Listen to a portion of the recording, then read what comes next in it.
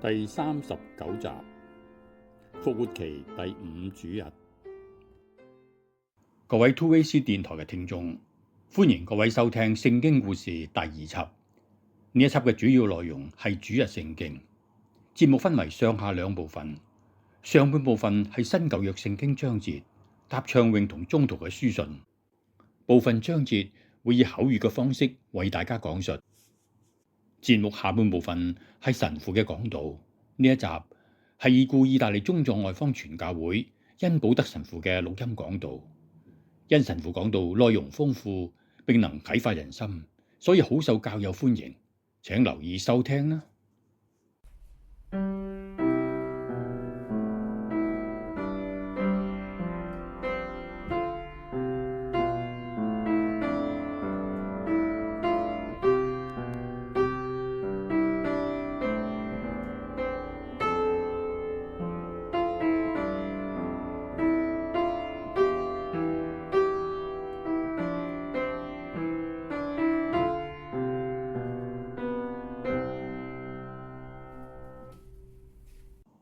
宗徒大事錄14章21到27節。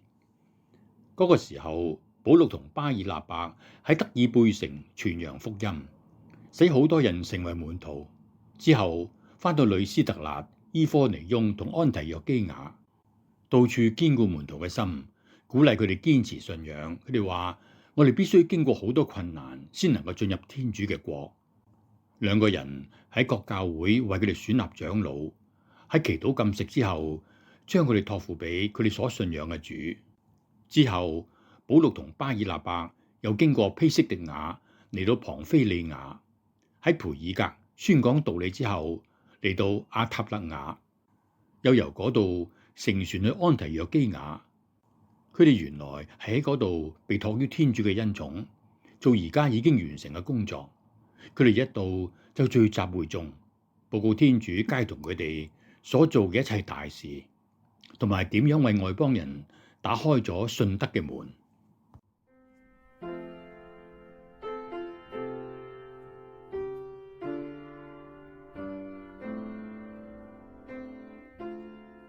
答唱詠。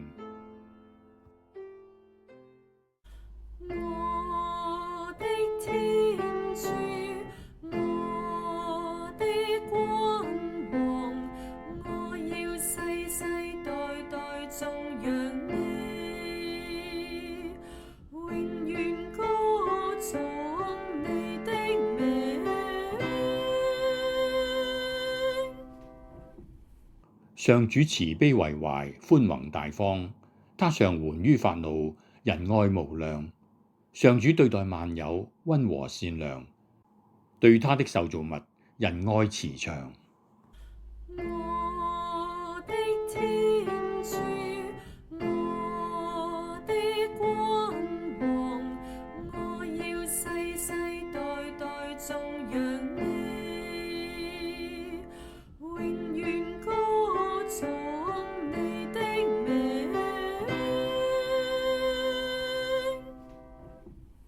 上主，願你的一切受造物稱謝你；上主，願你的一切聖徒讚美你，宣傳你王國的光榮，講述你的威力大能。我的天主，我的君王，我要世世代代頌揚你，永遠歌頌你的名。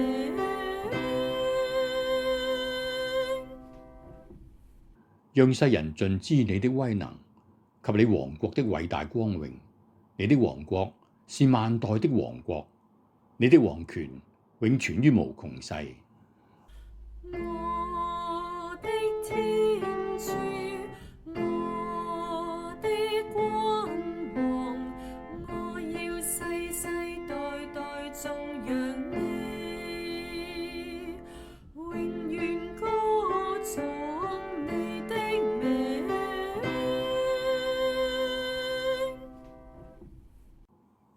聖若望默示錄21章1到5節。我若望看見了一個新天新地，因為先前的天與先前的地已不見了，海也沒有了。我若望看見那新耶路撒冷聖城，從天上由天主那裏降下，就如一位裝飾好迎接自己丈夫的新娘。我聽見由寶座那裏有一巨大聲音說：這就是天主與人同在的帳幕，他要同他們住在一起，他們要做他的人民，他親自要與他們同在，做他們的天主。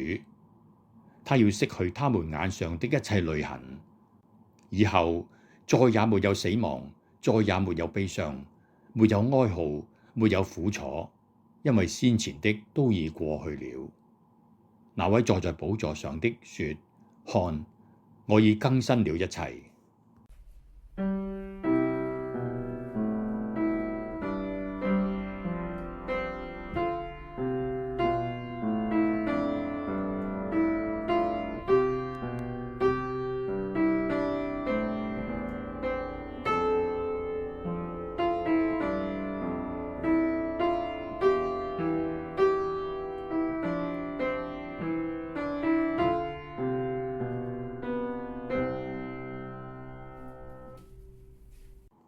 聖若望福音13章31到33節，34到35節。猶達斯從席間出去以後，耶穌說：現在人子受到了光榮，天主也在人子身上受到了光榮。天主既然在人子身上得到了光榮，天主也要在自己內使人子得到光榮，並且立刻就要光榮他。孩子們，我同你們在一起的時候不多了，我給你們一條新命令，你們該彼此相愛，如同我愛了你們，你們也該照樣彼此相愛。如果你們之間彼此相親相愛，世人因此就可認出你們是我的門徒。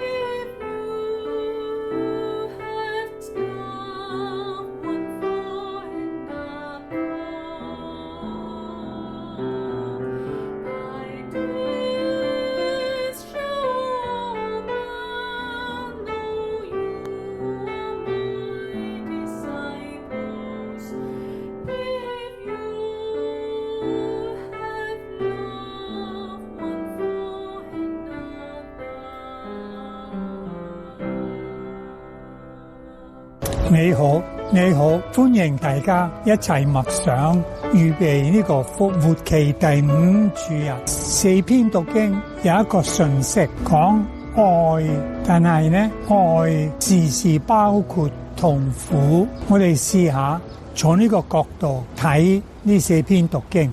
我一講呢個主題愛同痛苦，即刻會記得回憶我嘅阿媽。我分享呢樣嘢好多次啊！我好想今日復活期第5主日同你分享。我有一段時間啦喺屋企好曳，唔係百厭啊，真係曳。咁阿媽呢盡量用各種嘅方法去幫我改呢啲習慣。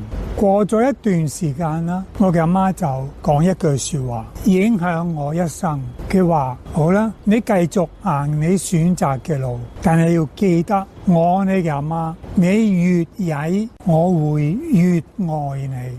我好少聽啲媽媽講呢句說話，即係愛一個曳嘅細路仔呢，都幾困難。喺學校一個老師愛嗰啲學生真係曳嘅，好困難。所以今日啊，呢個復活期第5主日嘅中心思想同我嘅生活有關。今日嘅福音好清楚定咗呢個主題。耶穌係最後晚餐第一句說話已經係好感動嘅。若望話，猶達斯從席間出去以後，啱啱完咗晚餐，就猶達斯出去以後，點解你要出去啊？耶穌已經知道佢出賣佢，通知咗嗰啲兵啊，去邊度要拉耶穌啊？係痛苦之一。猶達斯出去以後呢，耶穌說：現在人子受到了光榮。點解呢？俾人哋出賣，然後俾人哋釘在十字架上，係人子嘅光榮。天主也在人子身上受到了光榮。原來耶穌覺得愛呢包括痛苦。如果你真係愛一個人啦，一定包括痛苦。然後第二段呢個福音話：孩子們，我同你們在一起的時候不多了，我給你們一條新命令，你們該彼此相愛，如同我愛了你們，你們也該照樣彼此相愛。如果你們之間彼此相親相愛，世人因此就可以認出你們是我的門徒。愛呢係教會嘅憲章，耶穌臨死之前留低俾教會呢一個憲章，得一條誡命，唔係10誡喎，一條。呢一條呢包括晒所有嘅法律，所有嘅命令，就係愛。你留意下，耶穌唔好叫我哋呢好似愛主愛人，即係2條。耶穌只係講一條，愛人。如果你真係愛人啦，你就活在愛中，愛就係天主。各位兄弟姊妹，你有冇發覺到愛呢？第一部分係被愛。若果冇咗被愛，冇受過愛嘅經驗啊，我哋永遠唔懂得愛是什麼，更加唔懂得點樣愛人。愛呢，只係要經歷先至明白。所以耶穌講啊，我給你們一條新命令，你們該彼此相愛，如同我愛了你們。你哋經歷咗我嘅愛，你哋有資格彼此相愛。好多太太批評佢嘅丈夫，呢個人係好人，但係唔識得愛我。佢對我好好，好老實，好顧家，但係唔識得愛我。如果你聽呢個主日嘅福音，你諗下，可能你嘅丈夫未被愛，特別細個嘅時候呢，冇受過愛，父母嘅愛或者親戚朋友嘅愛，所以而家呢，佢係好人，但係唔懂得點樣愛其他嘅人。耶穌俾我哋一條誡命，但係佢愛我哋先。我嘅阿媽夠膽講，你越曳越愛你啊！因為佢先愛我。呢個係若望福音講啊。若果你睇若望一書第4章第10節，你會睇一句說話係好觸動人啊。佢話不是我們愛了天主，而是天主愛我們。若果耶穌唔愛人啊，人啊冇可能可以愛天主或者愛其他嘅人。今日嘅心理學家好中意講呢個話題，但係福音2000年前啦，已經係教會嘅憲章、教會嘅基礎，成個教會有呢個信息，同埋佢係愛嘅標記。睇下讀經日，保祿同埋巴爾納伯，佢哋喺福傳之旅當中，第一次安提約基亞嘅教會派遣2個宗徒，伯多祿、巴爾納伯同其他嘅教友去做一個福傳嘅旅程啊，唔係喺以色列地方入邊啊，喺外邦人嘅地方，係好大嘅突破。佢哋所講嘅信息就係愛，但係呢，佢哋講呢句說話，我們必須經過許多困難，才能進入天主的國。即係愛同困難係一齊行嘅。然後呢，呢個讀經一話，保祿驚佢哋離開佢哋之後呢，佢哋忘記咗呢一個喜訊，所以佢話即刻揀啲人啦做長老。愛係出發點，嗰個架構呢係之後架構要托住呢個愛。架構唔係第一樣嘢，教會嘅組織只不過係包住嗰個寶藏。跟住呢，保祿和巴爾納伯翻去安提約基亞嘅教會。點解你要翻呢？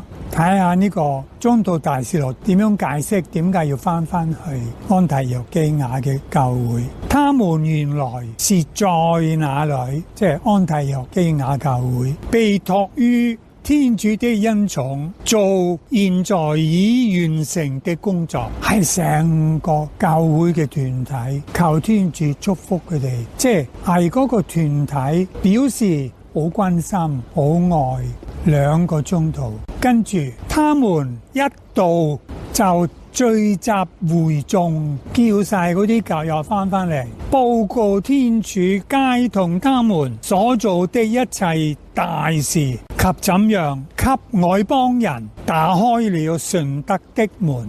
哇！好希望啊！今日我哋嘅教會係咁相親相愛，一個教友一個團體願意去第度做福傳工作，成個教會將呢班人託於天主，同埋呢跟隨佢哋嘅旅程，同埋佢哋翻嚟嘅時候呢再歡迎。好想聽佢哋點樣做福傳，點樣睇到福傳嘅奇蹟，打開了信德之門。好大嘅奇蹟。答唱詠係一個祈禱嘅經文，佢咁樣講啊：上主，願你的一切受造物稱謝你；上主，願你的一切聖徒讚美你，宣傳你王國的光榮。呢度呢又多一層，呢個愛呢唔單止係教會嘅現象，係成個宇宙嘅制度啊！宇宙嘅核心就係愛，所以呢，上主，願你的一切受造物稱謝你。受造物係點樣稱謝上主？係需要人嘅聲音、人嘅語言、人嘅愛，先至萬物都能夠讚美天主。結束呢一個復活期第5主日嗰個中心思想呢，我想用呢個默示錄。大家聽過已經，默示錄係若望宗徒寫嘅，就寫嘅地方係帕特摩。帕特摩係乜嘢呢？坐監嘅地方，係一個海島，喺嗰度派晒嗰啲坐監嘅人。愛包括痛苦，但係呢喺呢個痛苦當中，佢話我仰望看見了一個新天新地，因為先前的天與先前的地已不見了，海也沒有了。喺舊約嘅時候呢，海係邪嘅，個海係魔鬼嘅地方，所以佢話若望話我見新天新地，海都冇啊，冇海。我若望看見耶路撒冷，係一個新嘅耶路撒冷，着新娘嘅衫，好美麗，預備從天落嚟去見佢嘅新郎耶穌基督。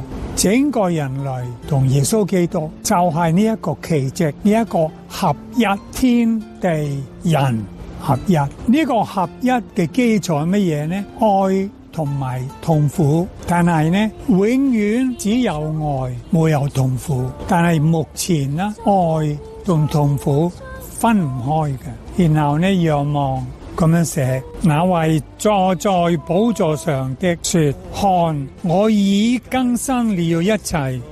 請大家默想下呢個信息啊，愛同埋痛苦，為我哋今日嘅香港人有冇意思啊？全世界都係痛苦中，但係如果痛苦冇咗愛又恨啦，嗰個痛苦係無限嘅痛苦，係毀滅人類，唔係建設。但係耶穌嘅痛苦係同愛一齊嘅時候呢，佢可以更新，可以改人哋嘅生活。希望我同你努力工作，建設一個新天新地。